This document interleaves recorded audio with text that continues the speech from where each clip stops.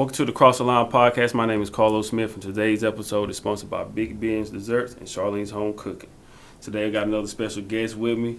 Last year I was on his podcast, the Too Stubborn to Fail podcast, and this year, we stayed in touch. We always stay in touch, man. I love to see the work that he's doing. He's the founder of Too Stubborn to Fail. I have Mr. Derrin Perkins. How you doing? I'm good, man. Bro, it's good to sit down and have a conversation with you, man. Yeah, man. It's been a long time coming, and I'm just excited to get into it. Let me say I'm proud of the work that you put in, first of all, because to stay consistent with it. A lot of people will start something and do it for maybe a week or two, or maybe even a month or two, and then all of a sudden they just quit. So for me to sit back and just watch you put in the work week in and week out, stay consistent. I know it's not easy doing what you're doing. Absolutely. To stay consistent and just keep putting out positive content that people can gravitate towards, man. I really appreciate watching your journey. So I'm proud to see that work, man. I appreciate you. Proud of you too. Yeah. You kind of laid that blueprint for me. Man, I tell you, honestly, I didn't really know. When people tell me they love the work that I'm doing, I would just still finding my way. I just once I fell in love with the broadcasting and the journalism, I just picked up a mic, and I didn't even have a mic at the beginning. I just started recording myself, not knowing what I was doing, not knowing where it was going to take me to. And but you just, like you say, you got to stay consistent and just continue to lay that groundwork, man. And it's not easy, but when you find something that you love to do, man, you'll figure it out. You'll make it work. Absolutely. Regardless of the circumstances, you're going to continue to put in that work. Mm-hmm. So for you officially passed that 1 year mark with the Too Stubborn to Fail podcast. So talk a little bit about that first year and how does it feel to, be doing the Too Stubborn to Fail podcast for over a year now? So really, initially, it was about me getting out of my own head. I started the whole thing just because I wanted to grow in that area of public speaking. I never really been much of a talker or outgoing type of person.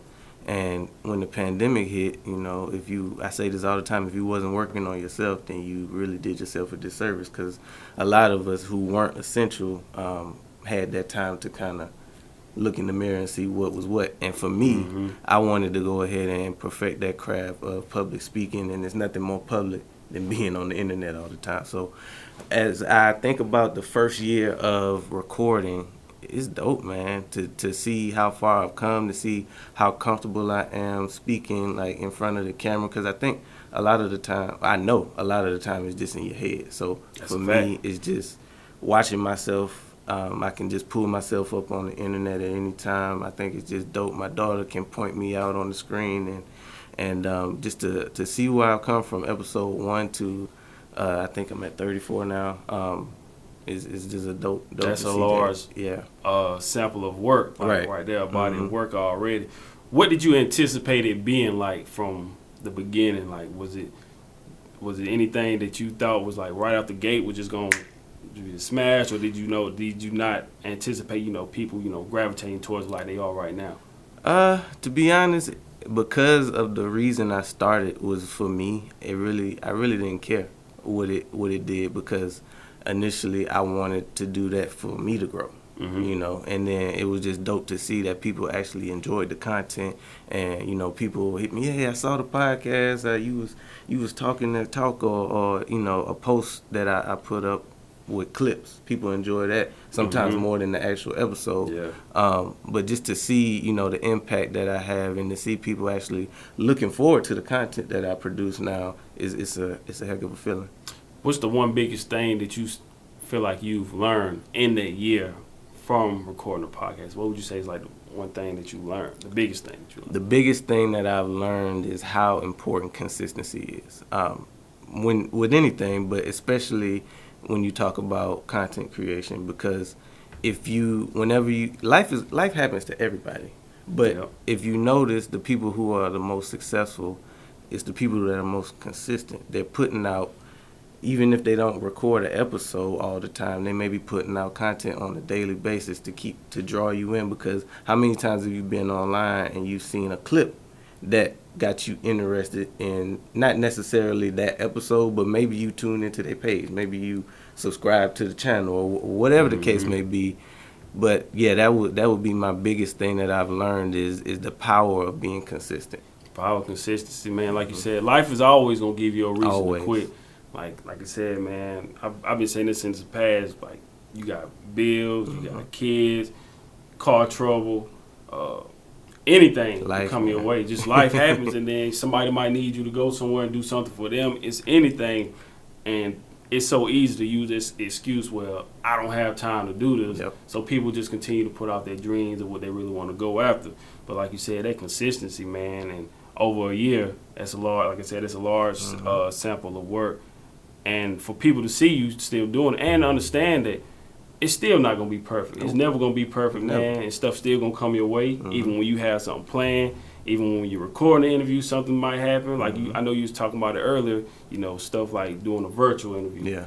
And you still figured out a way to get it done, regardless of those circumstances. Because a lot of people who had those issues, they were like, "Man, you know what? Forget it. Yeah. This is not meant for me." Right. So to continue, like I said, that consistency, that's the most important part of anything that you do. Absolutely. Consistency, and staying true to who you are, finding your purpose. But I want to go back a little bit to talk a little bit about your journey and your start. So I remember when we first did our interview, I remember you saying something about you weren't originally from Union, you moved there growing up. Where were you originally from? So originally I was born in Forestville, Maryland, the DMV. Lived the first 12 years of my life there. And then for whatever reason, we moved to Union at 12, and I started Sims Junior High in the 8th grade, and then I went, I stayed in Union until it was time to go to college. Did y'all have family that was in Union already? Yeah. So actually my grandmother is from. I got a lot of family there, but my grandmother is from Union, and my great grandmother. Now I remember the story.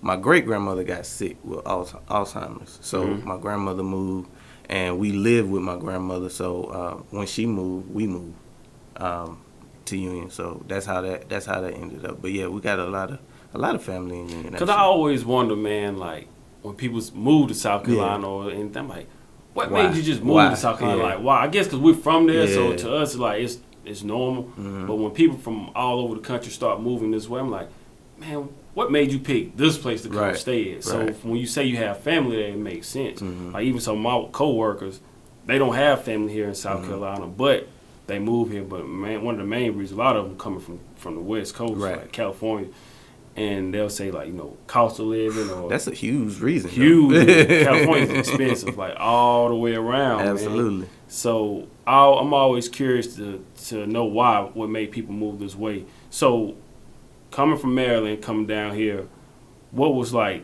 Was it a big lifestyle change? Moving from there to man, it was a huge culture shock. I'm talking about everything was different.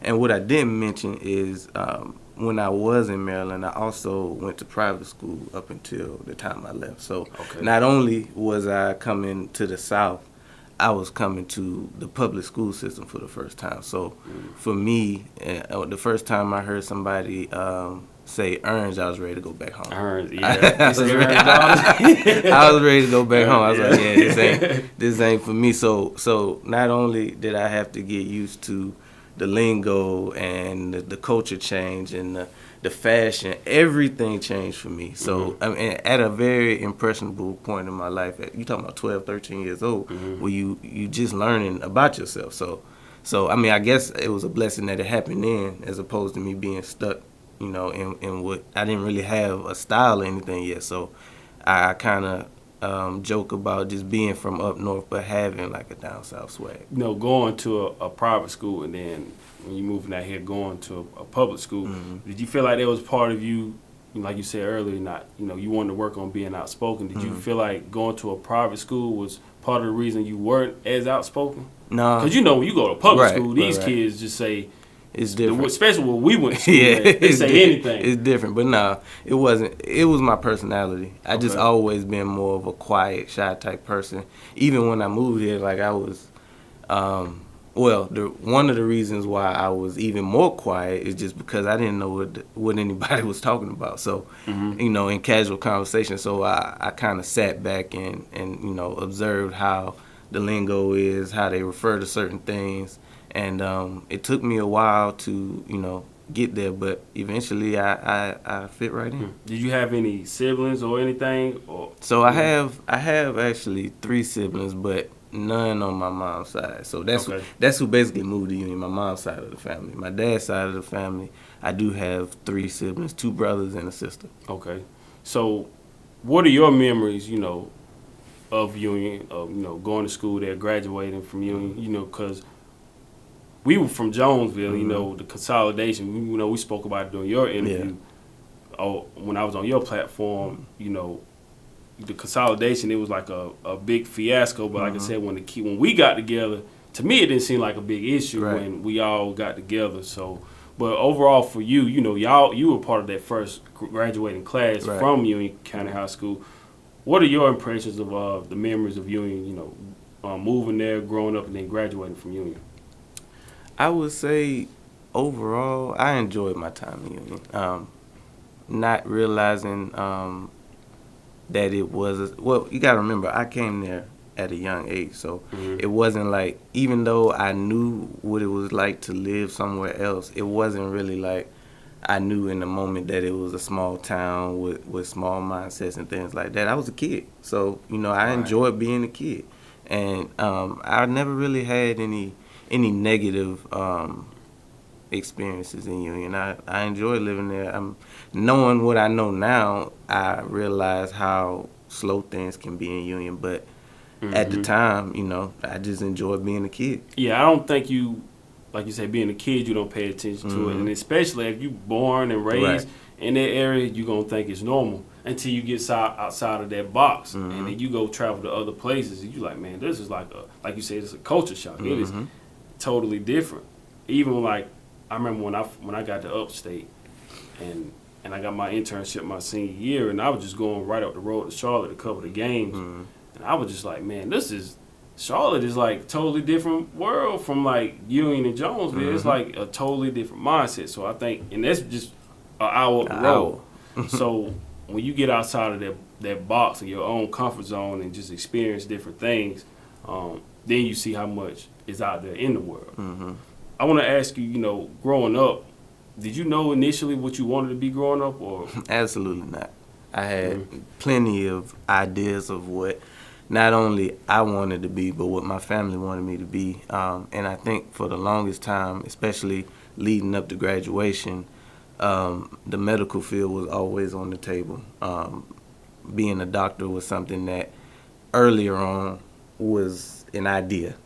So I go to USC Union for 2 years, not because I still didn't really know what I wanted to do, but I did have a science background. So, boom, I go to USC Union for those 2 years and knock out my initial credits, and then it's time to transfer somewhere. So I wanted to go somewhere where everything that I did for the past 2 years counted. So the next step was USC Columbia for me.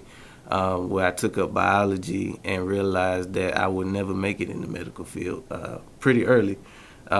It took a different level of focus, and I have a huge respect for those people who can do that on the day in and day out. But biology and organic chemistry and stuff like that. I find that quick at one point. Nah, that weeded me out quick. So then at that point, I realized, well, I still didn't have a plan of what I wanted to do, but I do need to get this degree because I've been in school long enough. So I ended up switching with the credits that I had. It lined up with me at least having a psychology degree just to get out of here. So that's what I did. I went the psychology route. Never really planned to use it outside of just having a 4-year degree. So after I graduate, that degree is what helped me get my first job here at USC, just for having a degree. So that's really, after I realized that, well, let me go back a little bit, because after biology, I found athletic training, which for me, that was kind of the next logical step. I love sports, and I wanted to dabble in medicine without being too technical. So sports medicine, and I did really well in that. Like, all my grades was dope. But I put myself in such a hole early that that program, when it was time to get accepted into that program, I didn't because my GPA was too low. So then I had to make the decision to go to psychology. And yeah. I was gonna say, did you, when you first went, speaking about being a doctor, would you say that was more of what you wanted in the beginning, or something that your parents or your family was expecting of you to become? It definitely was an idea that my family implanted in my head, but I had my part of accepting it because I could have just out the gate said no, I didn't want to do that. I at least tried it, So I went ahead and tried it and realized fairly quickly that wasn't going to be what I do. I don't think we talk about that enough of how, like you said, it was a thought, for your parents and for yourself, but, those expectations for kids, in high school. It's like, it's hard. I always say, I feel like it's hard. We put a lot of pressure on kids from the standpoint of, it's hard to expect a teenager, a 17, 18-year-old to know what they want to make a career out of. Right. When you see adults, we change careers all the time. So to have those expectations for a kid, that's hard. Yeah. And then when you finally jump out there into that field in college, and you figure out, man, I really don't know if this is really for me. Right. And then, like you said, you change your major. You can struggle with some of those classes at times. Like, even for me, I didn't know what I wanted to do after high school. I just thought you were just supposed to go to college. Right. So I could type fast. So I was like, well, I guess I'm good with computers since I know how to type pretty fast. So I went in, doing computer programming. And then I figured out, really, I was doing well enough in my class. Right. I ain't going to say I was a straight A student. Then I figured out, towards my senior year, man, this ain't what I want to do the rest of my life. It had to be something, geared more towards sports. But for me, talk a little bit about those expectations. How do you feel about, as a kid, having those expectations from, like, you have your own, but then from your family? Talk about that from a standpoint, expectations for kids and what type of pressure they can have on a child, Yeah, so for me, I always, especially early, I always got good grades. Like, being on the honor roll was something that I did all the way up and through high school until I got to college. Right. But I would say because I was so used to having good grades, like living up to the expectations of being something great was never really hard because I always I was used to excelling in that way. Never, don't get it twisted, I never had the idea that I was going to be a valedictorian either. Like, I knew that I was smart enough to get the job done, but I wasn't going to, I guess, be the top of the top. But I can't really fault my parents for, pushing me because they could have just not cared at all. Right. So I am thankful that they were there to support me in whatever I had going on and to put those ideas that would allow me to keep growing. And, as a parent, you know this yourself, you just want the best for your kids. Exactly. And you want them to be better than you in a sense, And as, watching them grow up, you see the potential mistakes that they could make and you want to limit that for them. But at the end of the day, they got to make it themselves. Like, you can make things easier for them, but at the end of the day, we all need to find out what it's like to stand on our own too. And they don't know what they don't know, right. So we can't really fault them. You know, like I tell people all the time, my parents weren't fortunate enough to go to college, so they made sure that, they did whatever they had to do for myself and my brother and my sister. They took out loans and, right. They did all this so we could finish and get our degree.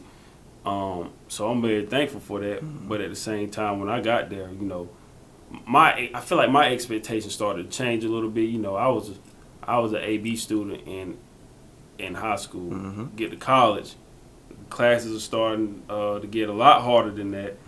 And then you just have all of the temptation and everything going around you, distractions around you in that environment. So my expectation was like, man, I want to come. My expectations shifted a little bit to, man, I just want to have a good time, figure out what I want to do, and just have good enough grades to just finish out, just to graduate and get my degree. So things started to shift a little bit for me. I think that we need to talk about that though for a minute, not to cut you off, but I think we need to do a better job of telling or warning high school kids of the freedom they about to have. It's because a lot of freedom. I think that's like the hardest adjustment for most kids, because you know, you go from being in school all day long to being in school for maybe 2-3 hours a day, and you got the rest of your day, and that's dangerous when you're not used to having that much time. It's crazy. And you don't have nobody waking you up, telling you to go to class or go to the next class. Nobody holding you accountable for nothing. And then someday you might not have a class at all, especially like on a Friday. Yeah. So 2 o'clock, 3 o'clock on a Thursday, you done for the rest of the day. You got college night. And then you ain't got to get up Friday, especially then if you don't have a job or nothing. So you got the rest of the weekend. And this might be your first time ever living on your own, or at least in a situation where you are your own parent. That's dangerous, man. It's a lot of freedom. I remember my RA told me first semester, he said, man, listen. He said, a lot of the kids that's here with you right now, he said, they ain't going to be here next year. He said half of them probably won't even be back second semester. And he was right. Like a lot of they just, especially when you're not used to like getting out, or if you just been, you know, kind of just your parents were strict on you, and then you finally get that freedom when you get to college.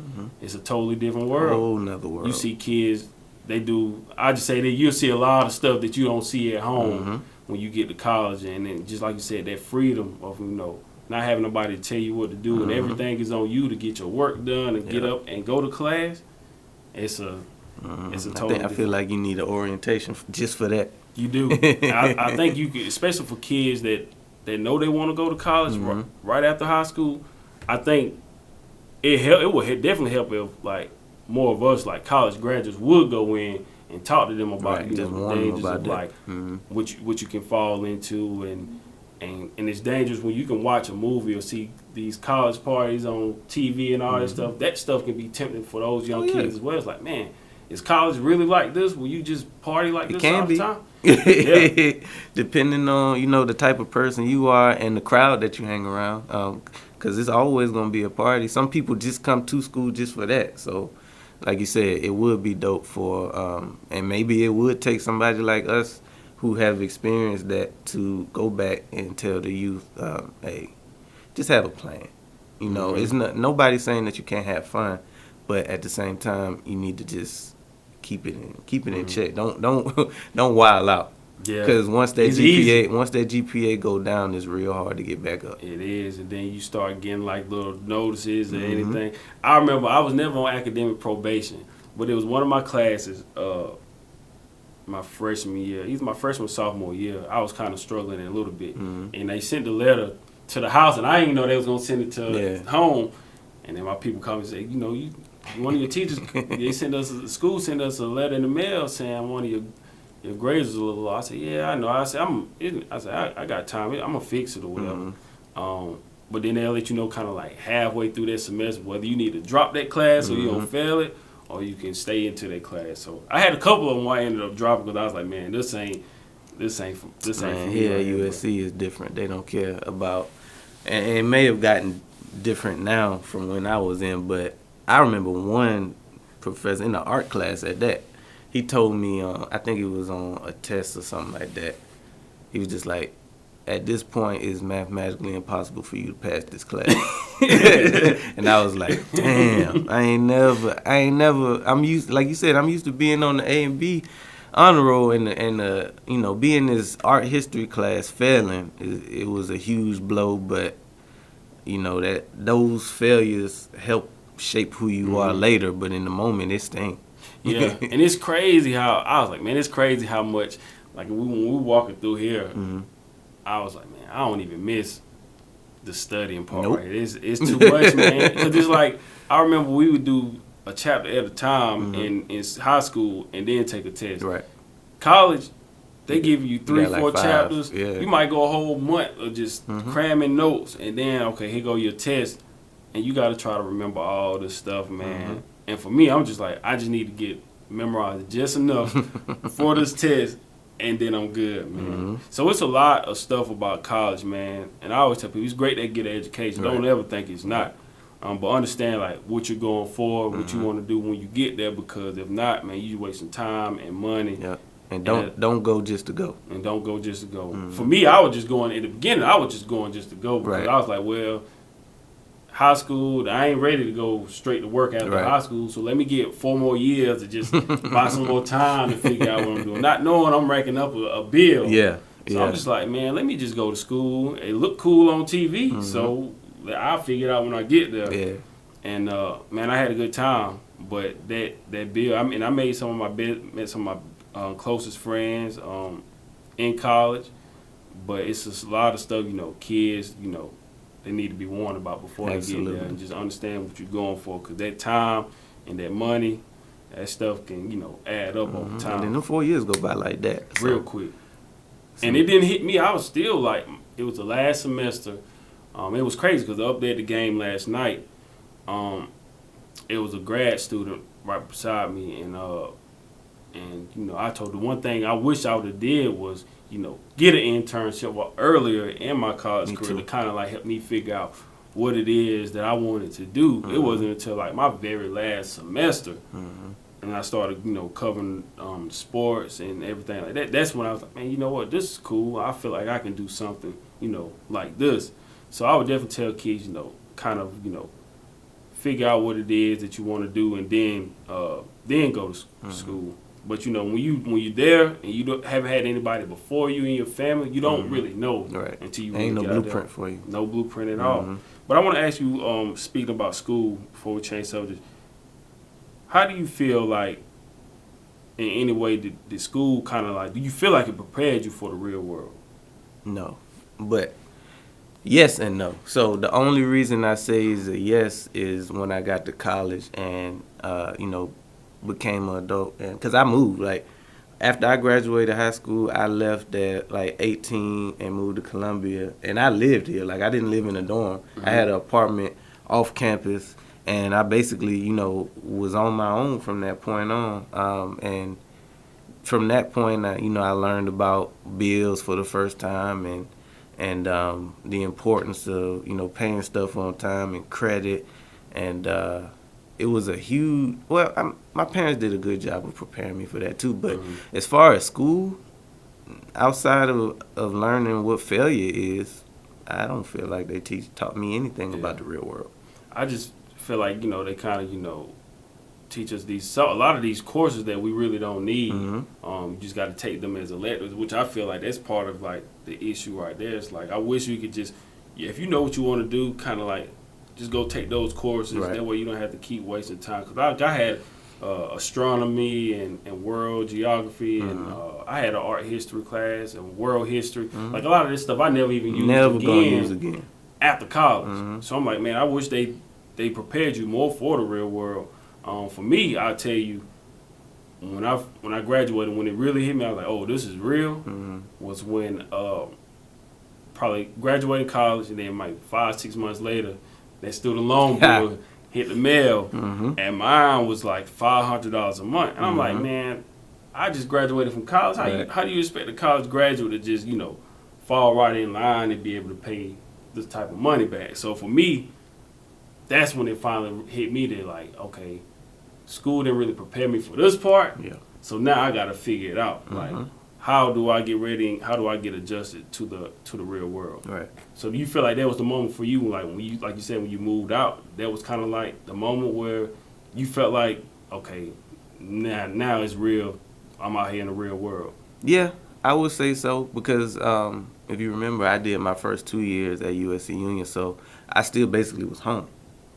I just, for me, it was just an extension of high school. The classes weren't really that hard. I was still doing well at that point.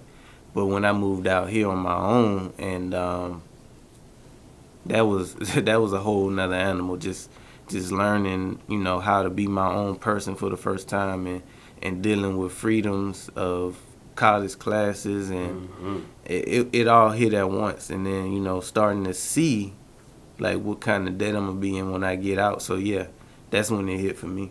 I didn't even think about the debt when I was in school. I did. I was just, to me, it was just like, well, I knew it was coming. Right. But I was, in my mind, I'm like, okay, I got 4 years.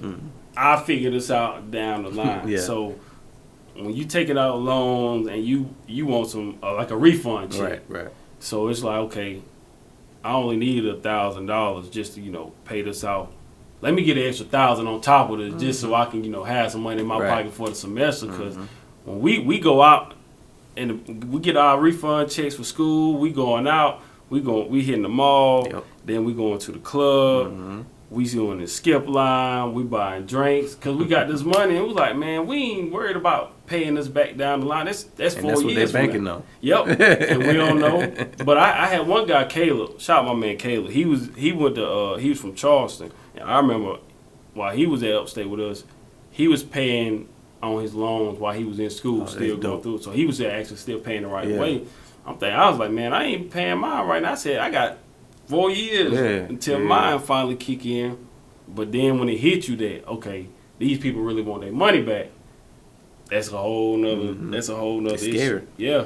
And I think that's something that they need to talk about with students as well. Absolutely. Taking out loans, get a full scholarship. Any kind of that's your first bet. Any kind of grants or scholarship money you can get, take it. I would tell anybody that, because when you got to come out of pocket or you got to borrow money, the money ain't yours.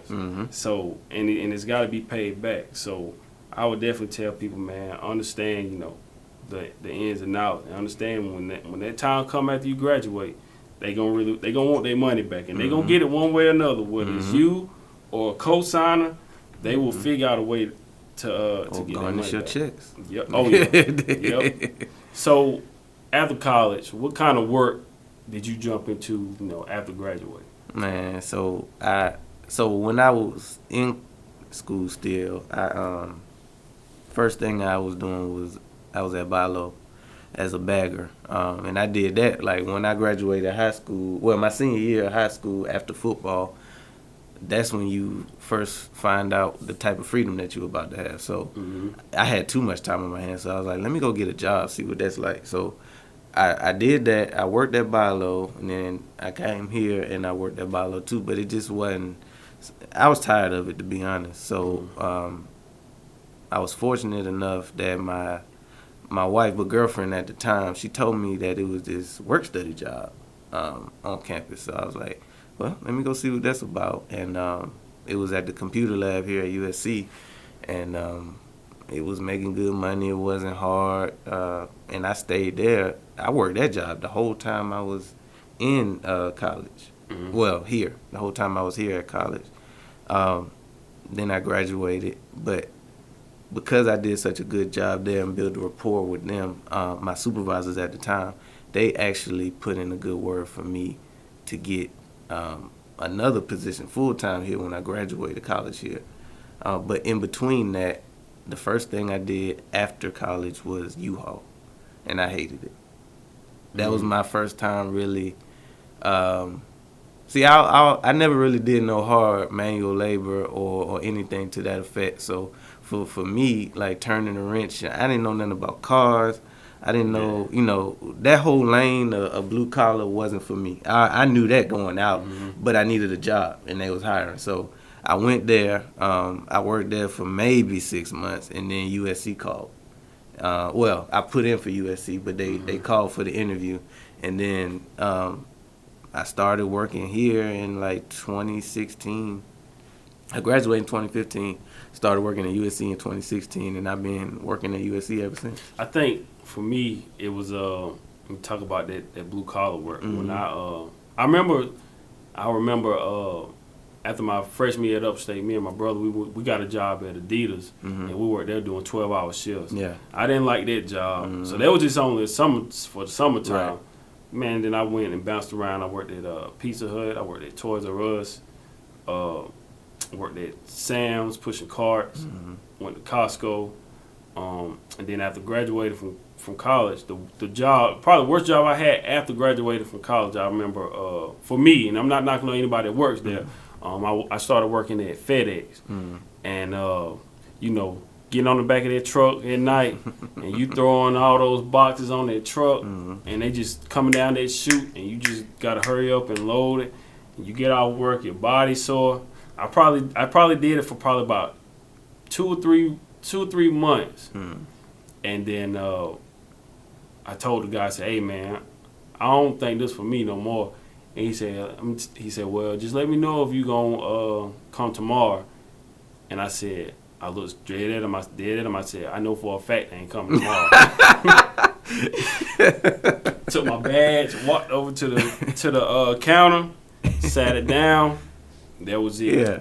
It was just too much, man. Mm-hmm. And it almost, for me, I wrote about it in my book, man. I remember, going from college, having a degree, then covering, NBA and all these different sporting events. And I would tell people that I work with it, and I was like, man, I said, yeah, I used to cover sports, cover the Hornets, NASCAR, everything. He's like, man, what you doing here? And I was like, man, I just needed something, just kind of, keep some money in my pocket, man.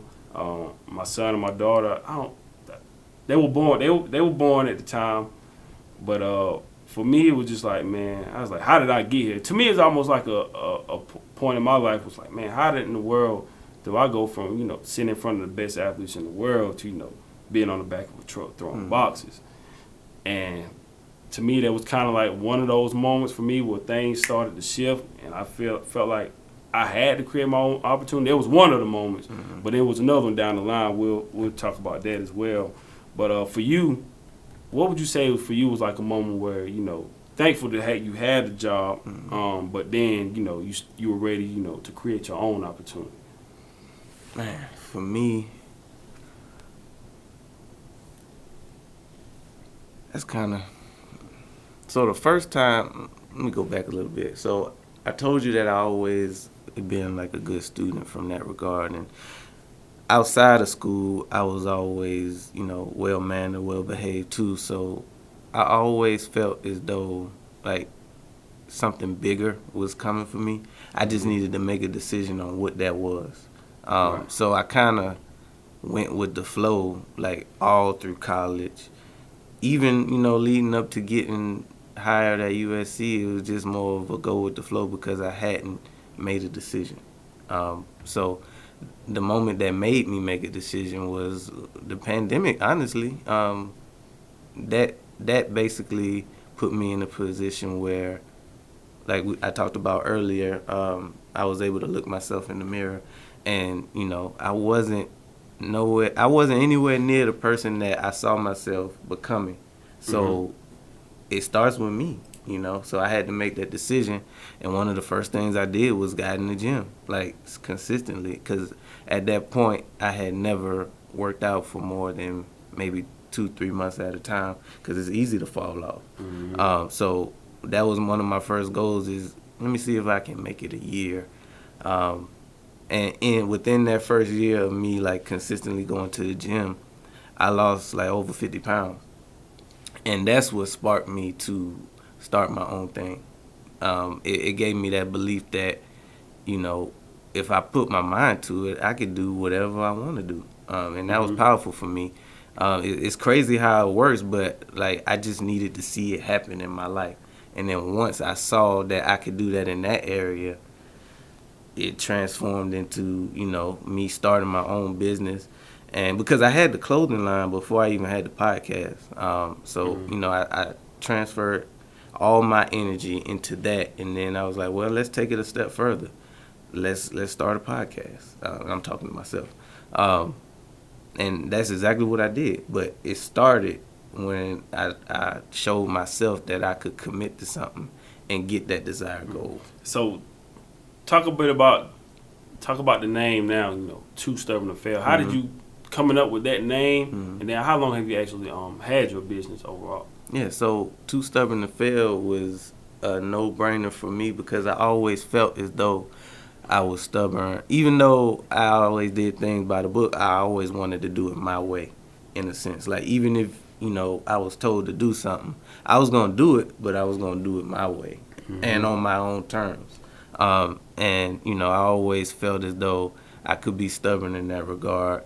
Fast forward to when the birth of the name came, I actually was at a branding conference. One of our assignments was to create our own brand.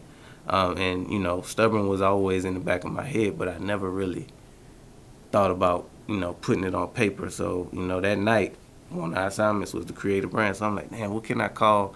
What can I stand on? What can I be proud of as a brand? And that's how it was like, yeah, Too Stubborn to Fail was born that night. And Actually, when I came up with the name, it was probably around 2015, something like that. So I sat on the name for a while.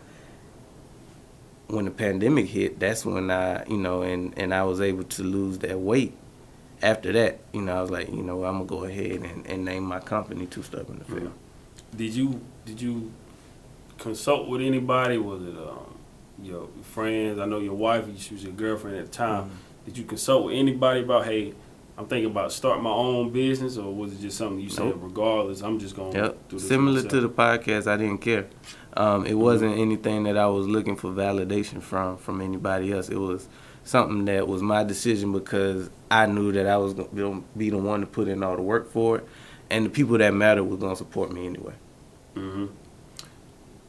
When you talk about, stubborn, mm-hmm. I feel like as an entrepreneur, well, I don't want to give my answer yet. I want to see what you think about, as an entrepreneur. Do you mm-hmm. feel like everybody has to have a certain level of, stubbornness in them mm-hmm. to be an entrepreneur? I take it a step further. I feel like in order to be successful, you have to be stubborn on some level. Because mm-hmm. at some point, some adversity, something is going to go wrong. Something is not necessarily wrong, but something is going to go a way that you didn't expect it to go, and it's going to take you not to quit in order for mm-hmm. you to make it through that. So, yes, for entrepreneurs, but take it a step further. Everybody needs to be, a little stubborn when it comes to their goals. I was going to say, I agree, because for me, my lady, she's right here. She'll tell you I'm stubborn. She knows I'm stubborn, but I have my ways where, like, I know it's things that I need to be doing, I mm-hmm. want to do, but it's things that, I have to get this done right now.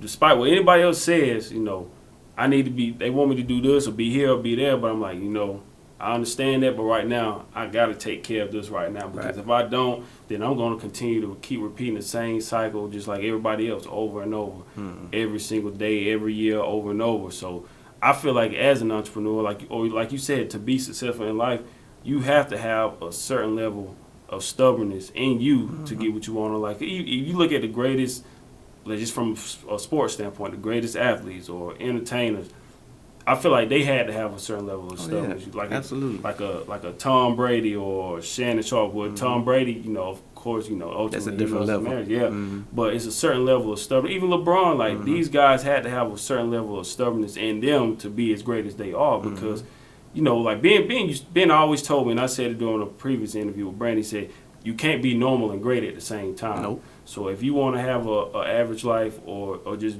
be where you are, continue doing what you're doing. But if you really want more out of life, or to reach that certain level of greatness, you have to, dig a little bit deeper than everybody else and just continue to be working. There's going to be things that you really want to be at, or people want you to come to those events or anything. But then it's going to be time you got to sacrifice. You understand, I got to miss it this time because I got something that I really need to get done. Even though I want to go, like, I have to get this done. And regardless, like you were saying, to me, and I'm glad you answered that question. It's like, having to have that certain level of stubbornness to get to where you want to go in life. Absolutely.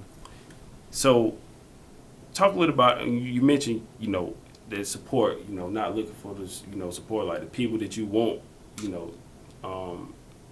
from home or your family will go support you regardless. We always have this conversation, the people that don't know us become our biggest supporters. Right. And coming from where we from, it's a small town, like I said, when people feel like they know you at times, they don't support you, some people will. But how do you feel about, people in general, not just your situation, but in general, like, having that support system from the people from your hometown? Yeah. I think it's big in a sense that, for me, what's separating me from other people that start things is, like I told you, I really didn't care who supported me because I knew that the people who were truly in my corner were going to. But to speak to your point about people that you don't know being bigger, especially in the beginning, that's true too, because those are the people that can introduce you to people. Those are the people that can get you in the room. Even, you have your loved ones that, support and show support on some level. They can't really help you get to somewhere that they don't know. So the people that you don't know, are the people that are most important, especially up front, because they introduce you to people and doors that you would never knew were possible.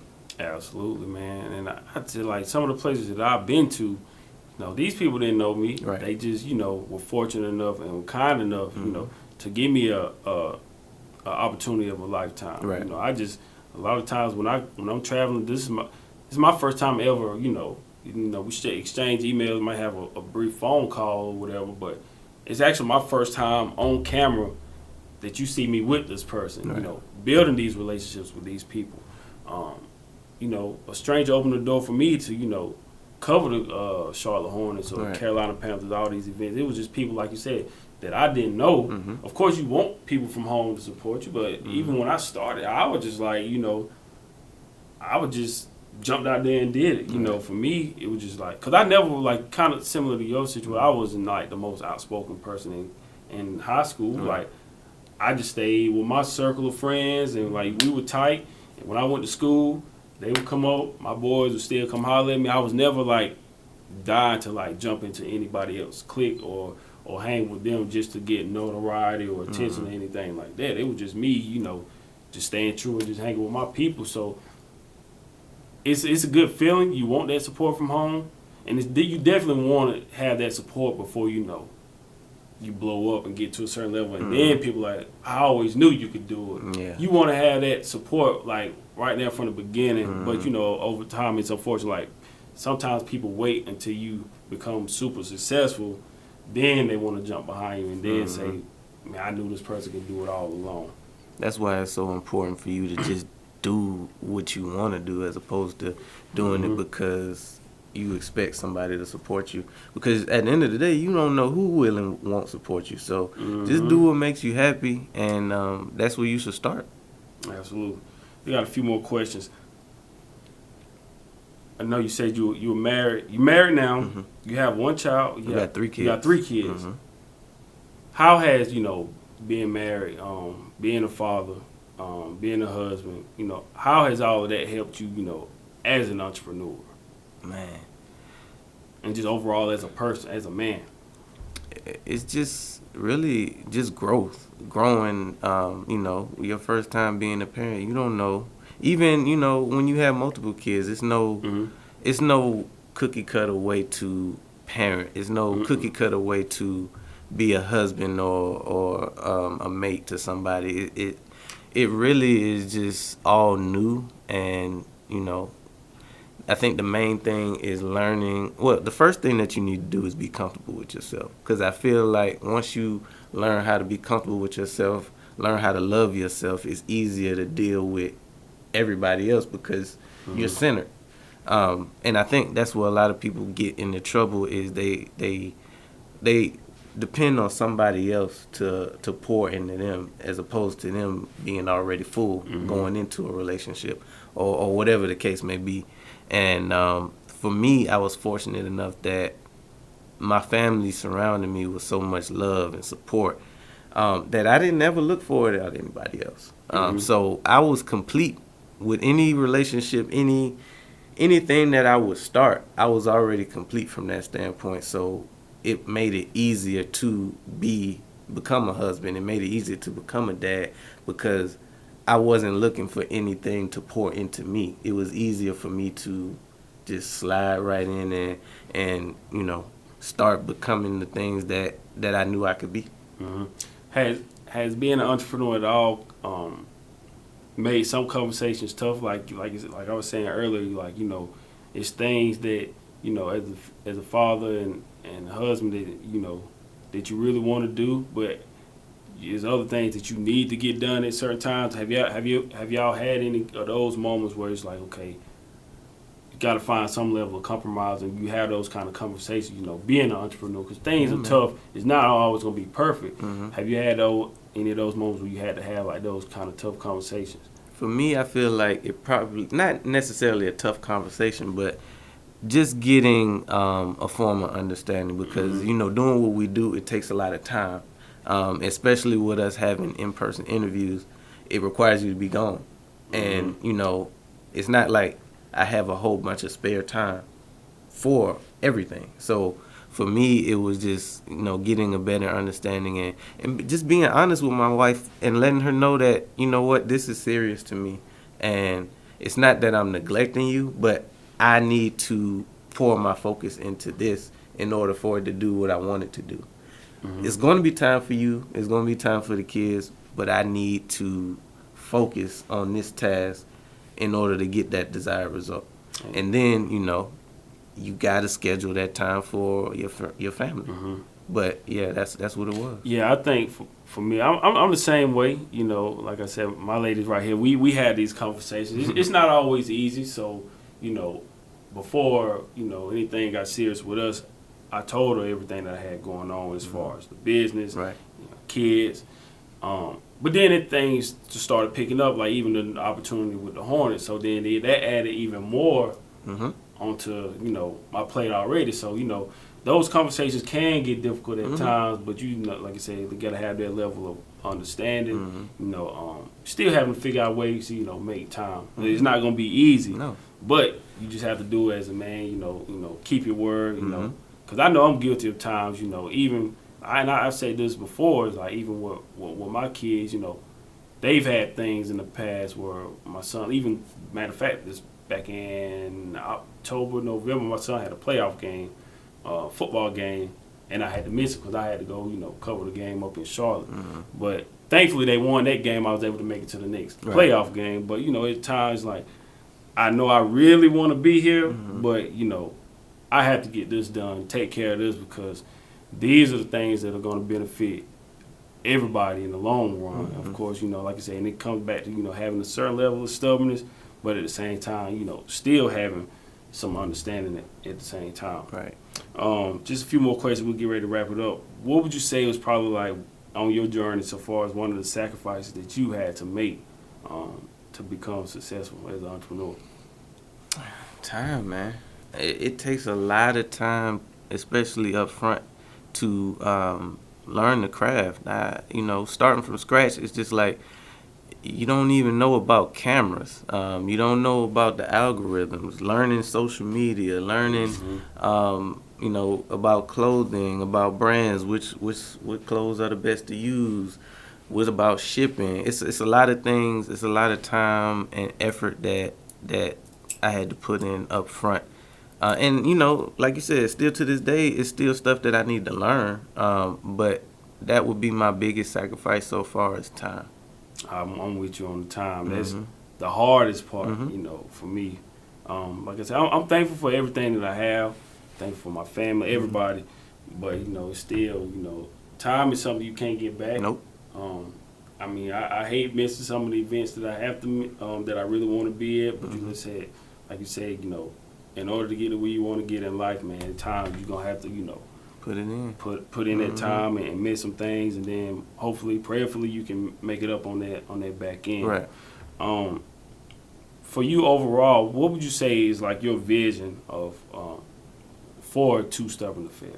Yeah. So really, what it's going to be is a network, like the Too Stubborn to Fail network, where I can have shows under me or under the brand that represent not necessarily the same lane as me, but just represent the brand overall. I have ventured out, and you saw me at one of the events for Jared's last Success in My Prey conference. Branching out and covering, being media coverage from that standpoint. I've gotten a few opportunities that just fell in my lap just from showing up at that one event. And for the brand, the clothing brand, just to grow it into, something that I just see some random people walking down the street with, bigger than just T-shirts and hoodies. I thought about this question a few days ago. You've been doing the podcast for over a year now. Right. I've been doing it for a little while. Normally I would say, what advice would you have for, other people when they can still take this advice as well, but being in the podcast space, what advice would you have for me personally, just from you to me, like what advice would you have for me from the things that you've already learned? Well, from knowing your a little bit about your journey and from prior experience, Just consistency. Don't quit. Like, the momentum that you get is so hard to recapture. So just go ahead and keep climbing the mountain, because once you stop, you got to go all the way back to the bottom. And you sacrifice so much time and so much effort. You don't want to lose any momentum by taking, and that's not to say that you can't take time off, because there's things that you can put in place to make sure that things are running outside of you physically being there for every single thing. Right. But just don't stop. That would be my biggest. And then my last and final question. This is the one that I ask everybody when I'm on the road traveling. As part of this self-investment, Cross the Line Podcast, self-investment tour. So my final question that I want to ask you is, what does self-investment mean to you? Everything. Your number one commodity asset should be you as, an individual. So I feel as though you have to, like I said earlier, you have to be complete. So if you, for whatever reason that you're lacking in any way as far as self-confidence or being fulfilled or whatever that is, go ahead and fix that, whether it's therapy or just getting a better understanding of your loved ones. Fix that first within you, and then, that will allow you to build upon that and expand relationships. Derrin, I appreciate you, man. Hey, man. Enjoy the conversation, man. Definitely, we definitely got to do this again. Absolutely. I feel like down the line, man, when we get to where we want to get, we're going to look back at this conversation, the one previous on your platform, and we're gonna do something together, man. Absolutely. Collaborate, man. Absolutely. That's what it's all about. Even if it end up us just probably having our own show together. Exactly. we're gonna figure out a way to make something work. Before we get out of here, I'm gonna let you plug that in 1 second. I know when I spoke to Brandy, she said something along the lines, she got the book fair, the Black History Month book fair next month. I think she mentioned you about doing something at the book fair. What was the So just the cover, what I was talking about, event coverage. She wanted me to cover the event similar to what I did for Jerry's event. Okay. Yeah, I knew she was saying something about you were going to be there. And I was like, yeah, I'm going to have him on next week. I'm going down to shoot an interview with him. So you'll be at the book fair. Yes. I got a game that Saturday. So I told her, I went ahead, even though when she sent it to me, I went ahead and bought a table just in case. I told her, I don't know if I'll be able to make it. Maybe I can get somebody to represent me there. But even if I could stay for an hour, just show my face, but then I know I got to cover a game that Saturday night. But I'm going to do my best to be out there, show support, man. So I'll see you out there again. Before we get out of here, can you tell everybody how to find you on social media? Absolutely. So you could Google the number 2, stubborn, 2 fail. All my information should pop up. But, Facebook, TikTok, Instagram, every platform that you can think of, it's just type in 2 stubborn to fail, you'll get me. Absolutely. So hopefully everybody enjoyed this episode of the Cross the Line Podcast. Till next time, keep chasing your dreams. Thank you for listening. It's your boy, Mr. 2 Stubborn to Fail himself. Go ahead and tune into the Cross the Line Podcast. You'll check me out.